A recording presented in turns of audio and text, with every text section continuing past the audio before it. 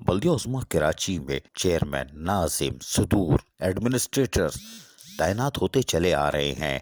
और हमने माजी में भी बताया था कि मुतअद्दिद अफसरान जिनमें फ़ौज से ताल्लुक़ रखने वाले अफसरान भी एडमिनिस्ट्रेटर कराची की हैसियत से फ़राइज़ अंजाम दे चुके हैं।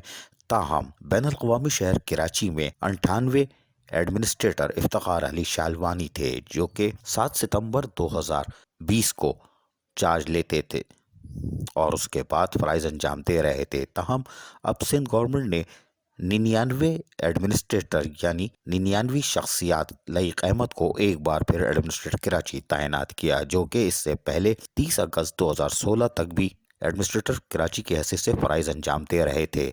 ताहम लईक अहमद ने अपने चार्ज लेने के बाद जहां कामों का आगाज़ किया, वहीं रिकवरी पे उनकी तवज्जो है और चार्ज लेने के बाद से मुबारकबाद का सिलसिला आज भी जारी है।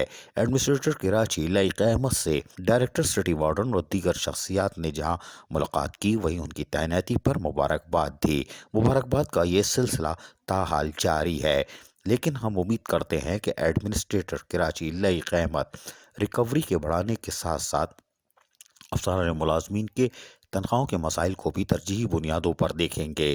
ताहम रिकवरी पर उनको खुसूसी तवज्जो देनी होगी, क्योंकि आमदनी से ज़ायद असासे रखने वाले अफसरान बल्दिया उज़्मा कराची में राज कर रहे हैं और इदारों की तरफ से कार्रवाई न होने पर बल्दिया उज़्मा कराची तवील माली बहरान का शिकार नज़र आती है।